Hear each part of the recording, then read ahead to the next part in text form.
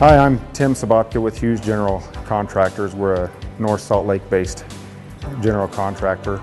We're going to be going on tour today at the Ogden High School. Part of the project that we're involved with here is a historic renovation and a seismic upgrade of the entire south wing of the school. It will involve the gymnasium, the east-west, or the west wing of the gymnasium. We'll be dividing that into classrooms, but a lot of the focus is happening on the auditorium side. Eric Hancock is a field superintendent, and he'll be taking you on tour for that project. Right now we're here in the hallways here, in between the auditorium and the old gymnasium. You can see here that we've saved the plaster elements and removed all the asbestos throughout the whole project, on all the walls. But paying particular attention to not damaging the marble and protecting the craftsmanship and the beautiful plasterwork that they did 70 odd years ago. Okay, let's take a peek here inside the auditorium. You can see the scaffold and the means of which we've had to remove all the asbestos. The asbestos has been a very big part of this project, the removal of it all. I don't know if you can get a shot at the ceiling up here. We've removed all the plaster, leaving the historical elements in place, leaving the old existing light ports here, and leave the wainscot wood on the walls. If you can get a shot of that, leaving that here to maintain and preserve it.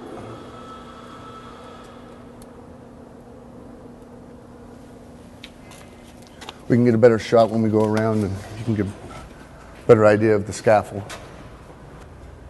Very time consuming, took about a month to install all the scaffold and put everything in place.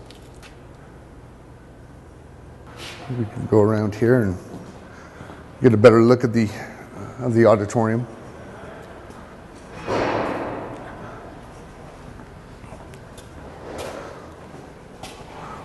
We kept all the wood guardrail in place. They'd asked us to remove it, but we didn't want to damage it anymore, so we've kept all the wood handrail in place and protected that.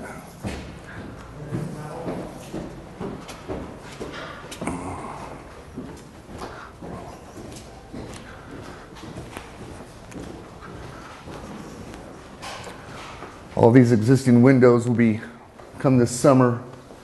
We'll remove the asbestos caulking around them and replace every window from construction limit zone to the south.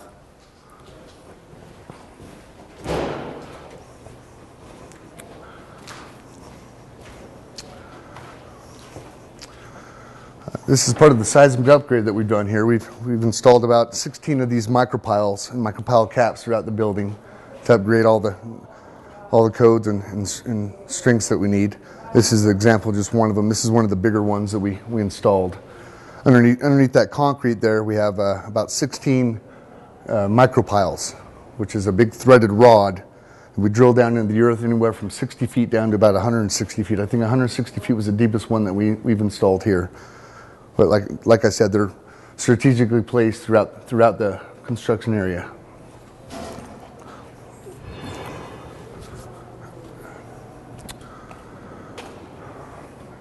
Around through here, we've been installing shotcrete walls. This wall here, which is 60 feet up. This wall here, and that wall there.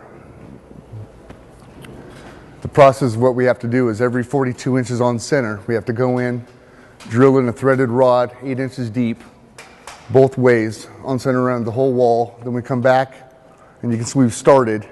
We try the reinforcing all the way up with number 4 bar, number 5 bar, 14 inches on center all the way up to the roof.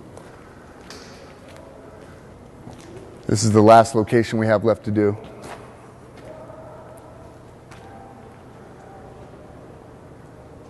What area is this? This would be the stage. We're on the stage right now.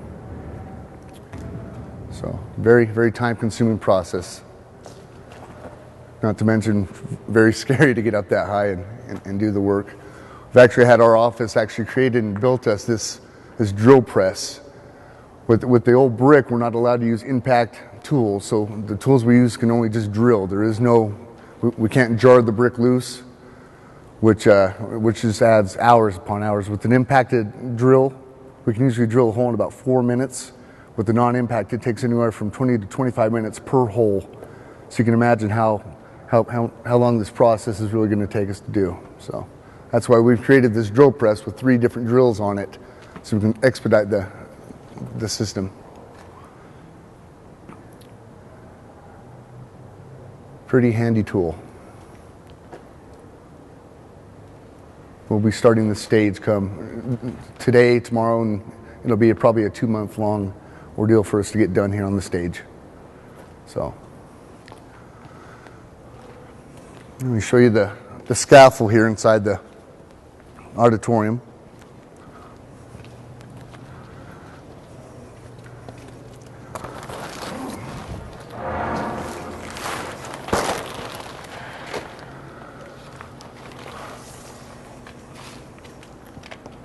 This is the scaffold system we had installed. Like I said previously, it took about a month. Just a well-designed, well-engineered way of us being able to A, remove the asbestos, B, replastered the walls, leaving the historical elements in place, like you can sort of see through the scaffold there. And then also be able to remove the ceiling, get your sprinkler lines in, get your new electrical lights in, the HVAC and the new steel catwalk. We'll go up there here in a minute and take a look at it. All these vents in the front of the balcony here will all be reused with new HVAC that's ran inside and new louvers installed right there at the same locations. Underneath the auditorium used to be the bomb shelter for the city. And this is just an example of they had all this stored down there inside with big bags of water, feminine products, medicines, candy, anything they thought they would need for a tragedy or something. Penicillin and all kinds of goodies.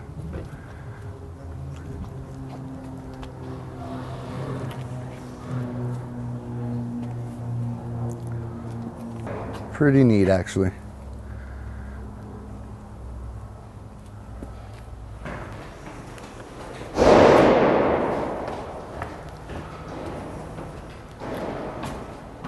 It's an example of us saving the historical elements here. We're going to restore and patch back in what we were able to save. This is what we're trying to do all over the place, so we keep that historical feel. With elements like that over that door right there, and we've tried to keep all those, down through the hallways to save the look.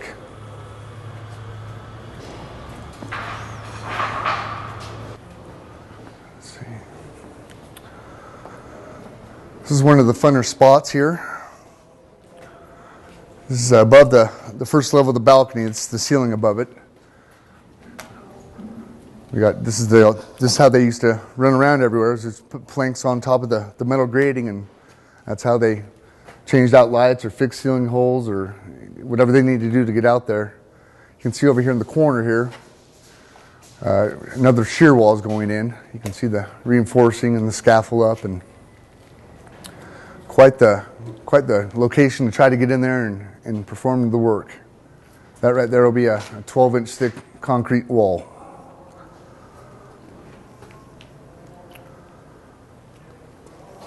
We have it on both sides here. Another one of the tricks here was been getting this. We had to remove all the old HVAC that was in here, and to get in here and reinstall this new HVAC has just been quite the challenge. As you get further to the east there, it shrinks and shrinks and shrinks down to about 12 inches of space to get in there to install the new grills and louvers. It's very, very tricky. You can see on the concrete stairs, these old existing concrete stairs, how well the concrete work was done, 80 years ago. Them not having the same means that we have now, it blows my mind how good of a job they did. I mean, it's really clean, well done work, no blowouts. It's really defined.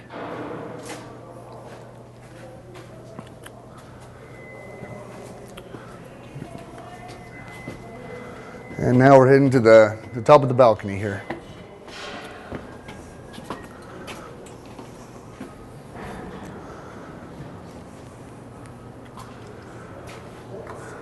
You can see going down the sides here, the different layers of scaffold we had to use so we could abate all these walls. Like, again, leaving the historical elements in place around the grills, around the lights, and then the fancy plaster work up there in the front we can go take a look at.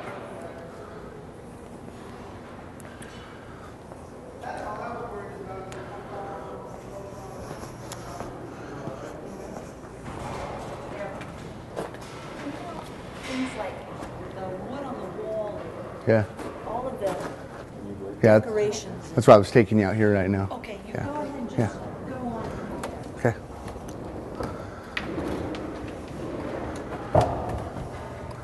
You can see, all things considered, we're in pretty good shape here still with these elements around these louvers here. Considering it's 80 years old, it really still looks pretty good.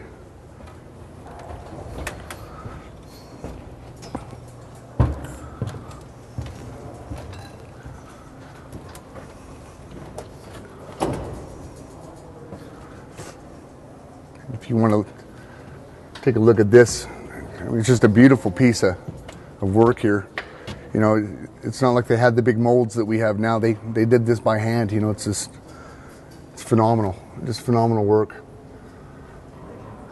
When it's all said and done, we'll be touching these things up with actual gold leaf, the gold sections on the plaster work.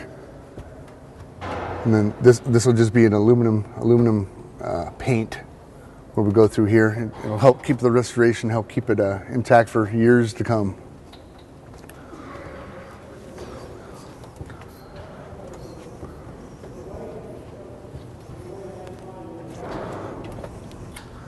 These are some of the things we're going to fix. Is with it being as old as it is, a lot of this stuff is getting these big cracks in it. So we've hired a subcontractor to come in, and he's going to come and restore all these big elements that make you worry that the piece is going to fall and have a failure in it. It's beautiful work, though. It's beautiful stuff.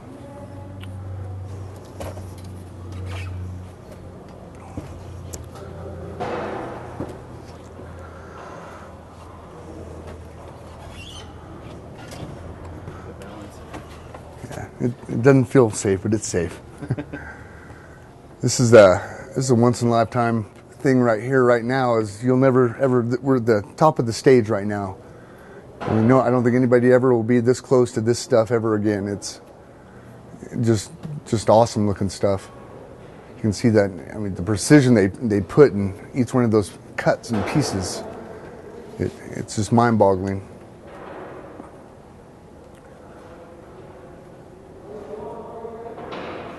You have the nice big radius soffit that sits right there in front of the stage. Just a showpiece.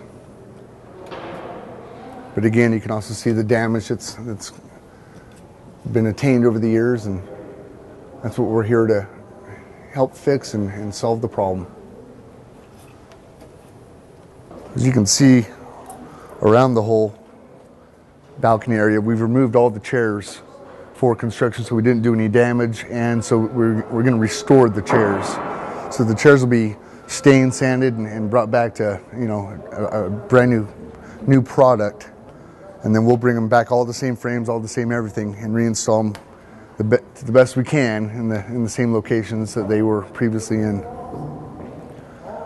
But it's all through here, all up at the top, and then also down at the bottom, the whole floor. I think it's somewhere around a little more than 1,900 chairs is what will be reinstalled. So, as you can see up through here, we've left the wainscot in place. That nothing will be done with that except for some touch-up work, and we're trying to keep the original feel and the original look with it. And up at the top on both sides, you can see the reinforcing coming up through here. This will be a new shear wall that goes all the way up to the roof. Used to seismically upgrade the back side of the auditorium.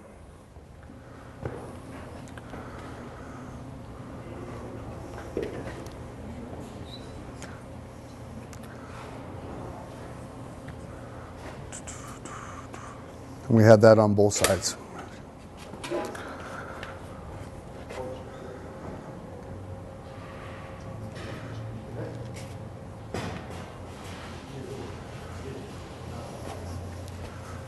And that would be the dance floor. This is constructed so we could remove all the asbestos on the ceilings, keeping the light ports intact. We've actually saved the lights.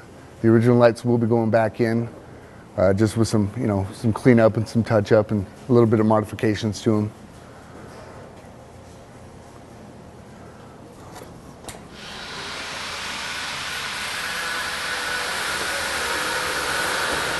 Again, the other side of the shear wall with the bearing up to the roof there. So it will be a 12-inch thick concrete wall is what goes in place right here.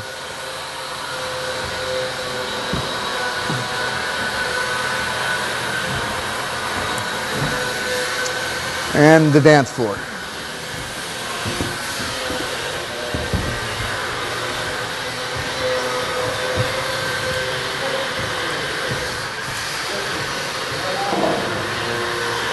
See all these are old rigging lines they have throughout the whole place that they used to use to lower down their props or set a light in place or maybe a banner of sorts that they use for all their theatrical programs.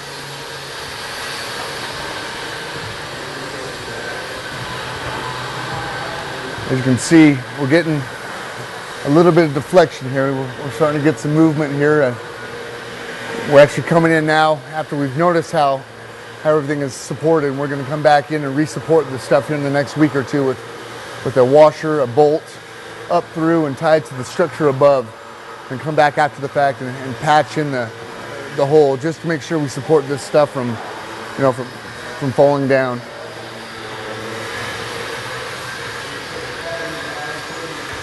See the walls, it's just beautiful colors with the plaster elements and the pinks and the greens.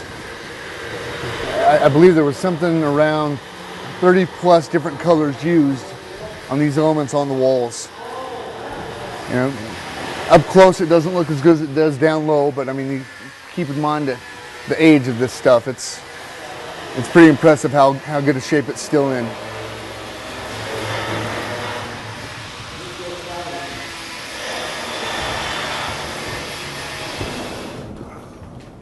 Again, like I said before, this is probably a once in a lifetime thing to be able to be at the ceiling of Ogden High. I mean, it's 60 some odd feet above the floor is where we're standing right now, and you can't even tell you're that high up. Here's the front of the stage right through here. This is the showpiece right here. Is all this stuff.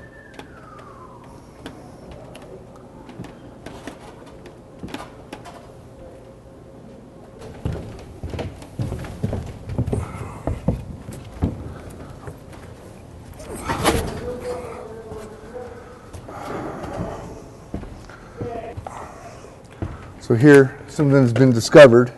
It's here on the face of the stage, 45, 50 feet up. The original gentlemen have engraved their names, the dates they were here, where they lived. This is Age Stedlich. He was October 15th of 1937, and he has a SLC right above his name. Another one discovered looks like Gurney Demkin. There's other ones around here also.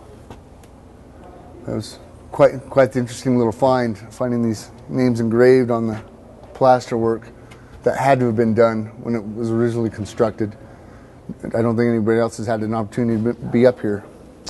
There's another one right there. R.V. Gulbranson, October 1st, 1937.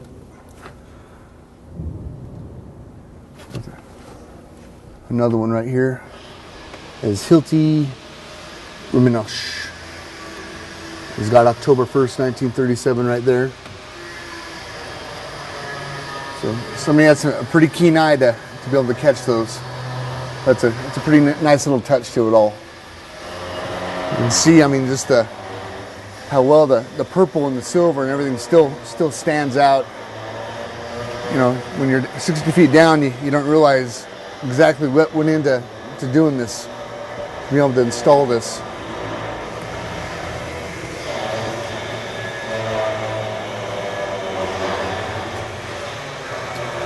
We've had to take some great pride into being able to support this and structurally make it sound enough to last this long.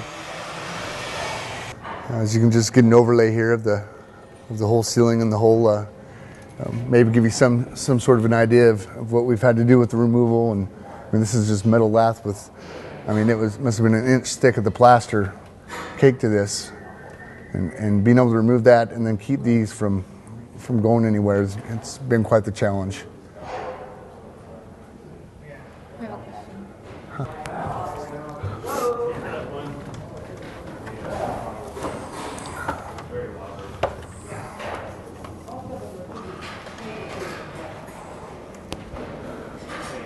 We're up here above the ceiling of the auditorium. This is where all the lights and the rigging and all the good stuff used to happen. Before, they used to have planking, 2x12s, pretty much spread out in the same schematics that it's sitting in now, the new grading sitting in now.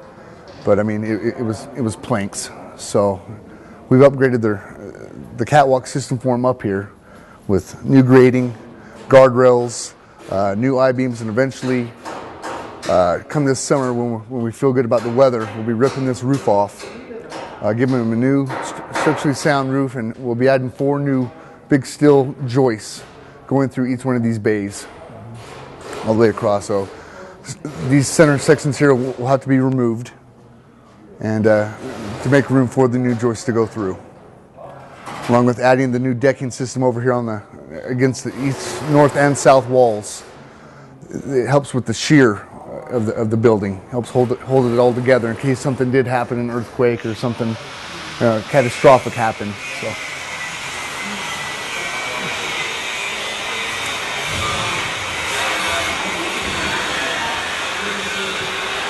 Right here through this hole right here, this is how we fed everything in through the building. So the steel erectors have taken a boom crane, so to speak, outside. And each individual piece, they take this come along and have to lower everything down piece by piece. We're talking hours upon hours of work. I mean, beams such as this one right here is a new one. They've had to hand install the angle bracing here. It's just been really a time-consuming bugger.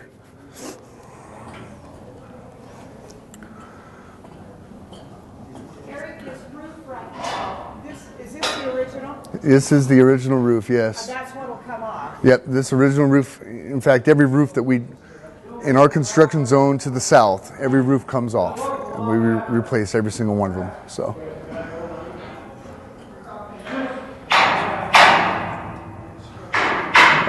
The real neat thing for the new schools is radius catwalk, because it comes along to each one of their light ports around that drops down, giving them a safe and a safe means of being able to change out the lights and adjust the things they need to do for each one of their performances. They were jumping from joist to a piece of wood to another joist, grabbing onto the angle bracing. I don't know how they let kids up here, to be honest with you. It was pretty dangerous. Eventually, against that wall there, you can see our scaffold that we have already installed. We built a 20-inch thick proscenium concrete beam that travels across the whole face of that. It's going to be extremely challenging to get it installed.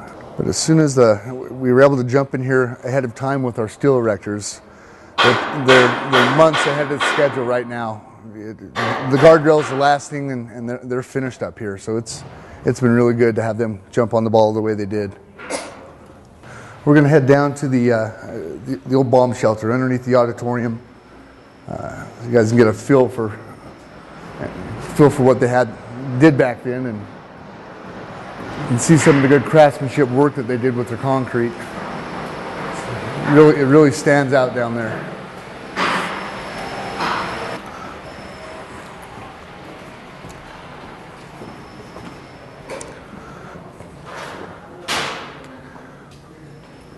through here. Here's a new hole that we put in the wall. It's going to be the new staircase to go into to access under the auditorium space.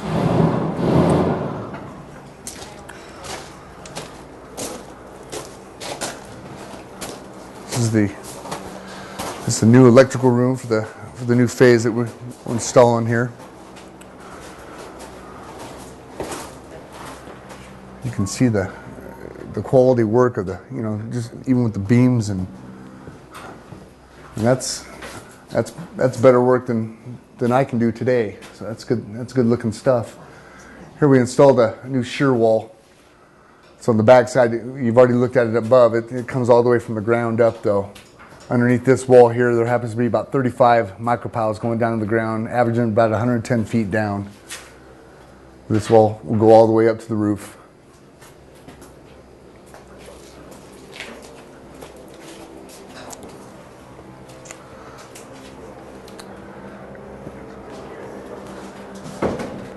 And this is where all the old bomb shelter stuff was stored. You can see the concrete floor they poured for the floor of the auditorium. It's just a beautifully done floor. And the system they used with the 2x8s all the way across must have just taken eons to do. But you can see the floor slopes all the way down to the flat part down at the base of the auditorium, then flattens out. This whole area was filled with those green cans and medical supplies and pretty much you name it you need for anything for a bomb shelter, it was in here.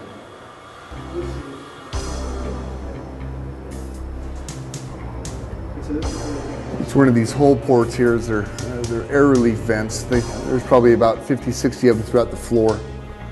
They're located all along here. How'd you get back in there? This wasn't here. This is all new. This is new ductwork here. So this was all just wide open before we came and started playing here. So and now the purpose of this area is just going to be for mechanical, sprinkler, electrical, your utilities.